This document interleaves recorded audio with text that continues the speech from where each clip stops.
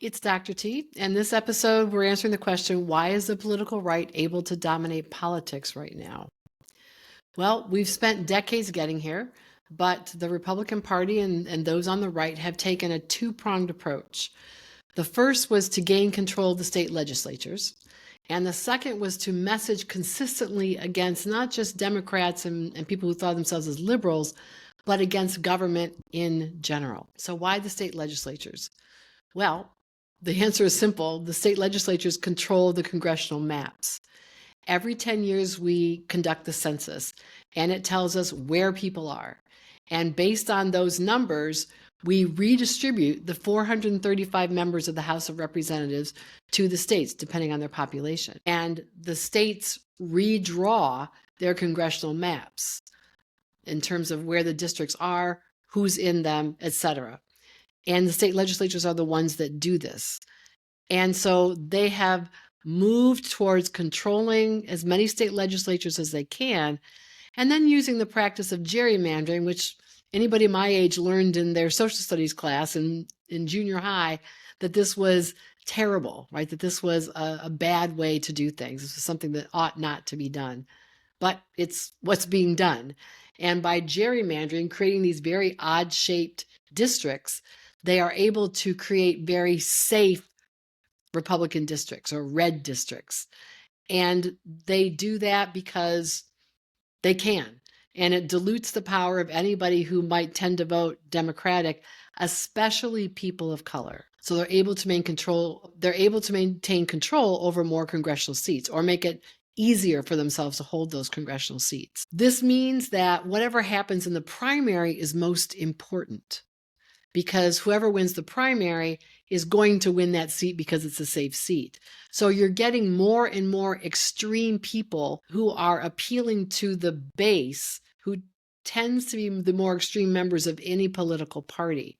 So we keep pushing further and further to the right with these safe districts because so few people come out and vote in primaries. And so that's how they're able to maintain their level of control within those particular districts. Now, historically, the political right, the Republican Party, has been about a handful of things pretty consistently. Lower taxes, particularly for those who make more money, with the idea being that they are the job creators. We talked about this in the previous episode, and that they're going to take that money and create jobs, and it's going to trickle down to all of us and we'll be employed. Second is to keep the debt down or eliminate debt and deficit spending. So to be fiscally responsible is the way they put it. They oppose social spending. So they don't want to spend money on things like Medicare, Medicaid, Social Security, food stamps, those kinds of things. And they want to slash regulations because they think regulations tie the hands of business and make it harder to do business. Well, they do, because regulations are about anti-pollution and pro-worker safety and those kinds of things. That's the agenda of the Republican Party. And it took a sharper, even sharper turn to the right in 2010 with the development of the Tea Party movement against Obama. The anti-government messaging has been around for a long time, but Reagan really intensified it. And as we mentioned in a previous episode, he said, the 9 most terrifying words any American can hear is, I'm from the government and I'm here to help, meaning the government is the last place you'd want to go. So they paint the government as the problem, and they paint people who receive particular kinds of government spending, like the social programs I mentioned that they don't really like, as being undeserving. So there's a lot of demonization of anybody who receives welfare, for example, food stamps or public assistance. It says that welfare encourages people to be lazy. We could all point to some story that there was in the paper or on the local news about someone who says, I don't want a job, I'd just rather live off welfare. Those people do exist. They are the extreme minority. And in many cases, people who qualify for welfare do not even try to get it because it's so stigmatizing. It so hurts their pride. They say, I would never resort to taking a handout. That's how successfully we've demonized this spending. But the anti-government messaging also came from outside the government, from certain media sources. So Rush Limbaugh may be one of the names that people most recognize. He started his radio show in 1984. In 1988, he was syndicated nationally. And by the 1990s, he was one of the top shows in the United States. Politicians coming back into the mix, Newt Gingrich, in his contract with America in the 1992 election, he promised the kinds of things that Republican promised: slashing spending, reducing the debt, reducing the deficit, reducing regulation, cutting taxes, all those things. They had a landslide victory in 1992. Once Gingrich came to power and then became speaker, he started using C-SPAN, which is something that not very many people watch, but he used that network, which is on 24/7, to start giving political speeches in the middle of the night to an empty congressional chamber. But he was trying to hammer home a conservative message, trying to get that into the political bloodstream, if you will. And he completely changed the tone of political discussion. Used to be a lot more gentlemanly, gentlewomanly kinds of language used to talk about each other, to each other. But Gingrich purposely used inflammatory words, calling people on the left, calling Democrats sick. They were traitors. They were radical. They're pathetic. They're trying to destroy our country. They're leading to the decay of our country. They're lying. They're stealing, just painting them in the worst possible terms, as opposed to people who just have a different idea about how the country ought to be run, what's good for the country. Another voice on the landscape is Fox News. I put this in quotes, which was launched in 1992.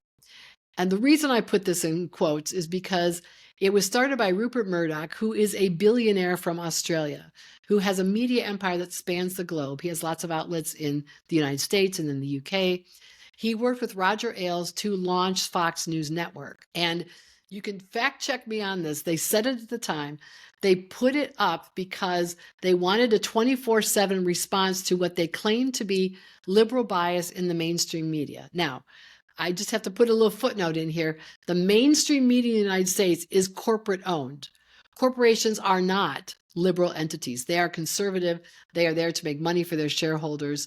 They do not want to upset anybody. So this screaming that the liberal media is liberal, is biased against Republican viewpoint, there's just no evidence for it. But they claim they had to put this news network up because of the liberal bias that was out there. They wanted to specifically press a conservative Republican worldview to shape the audience, to shape the American public to accept the policies of the conservative right. They claimed that they would be fair and balanced, but they haven't lived up to that claim. And at this point, it is reasonable, legitimate, truthful to say that they are straight up lying to their audience. One of their famous tactics is in the recent decades is to hype fear about illegal immigrants coming into this country. They use the phrase, and I'm only using this because they use it because it is pejorative, but they say there are caravans of illegals, and what they mean by that is undocumented individuals coming into this country. Thousands of them every day, and they will hype this in the weeks and months before an election. The reason you know this is not true is because as soon as the election's over, it's all done. They don't hype it anymore. They don't talk about it anymore. Somehow the caravans just go away. The most egregious example of their lying was in the aftermath of the 2020 election. They had multiple hosts claiming that Dominion Voting Systems, which is a company that builds voting machines, their software had been compromised, that their voting systems had been used to steal the 2020 election from Donald Trump and give the results to Joe Biden. That's not true. In a court of law where you present facts and evidence, it was found that Fox was guilty of lying to their viewers over and over and over again.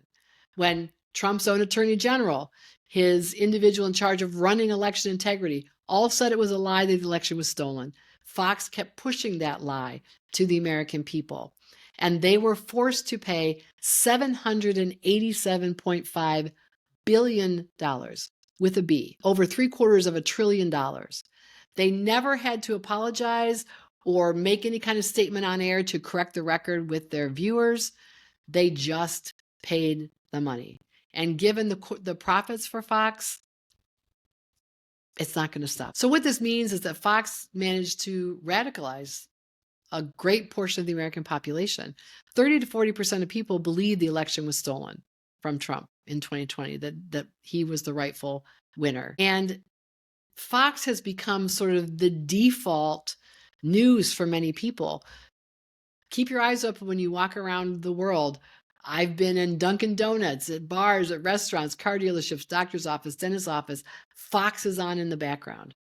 This has become the soundtrack for a substantial portion of our fellow citizens. What's their agenda? Why so much discussion about illegal immigration? Well, it does give viewers someone to blame for their economic pain. They're coming here and stealing your jobs. That's the dominant story. And it keeps the focus off of billionaires and corporations who are profiteering, who are price gouging, and who are refusing to raise wages and to share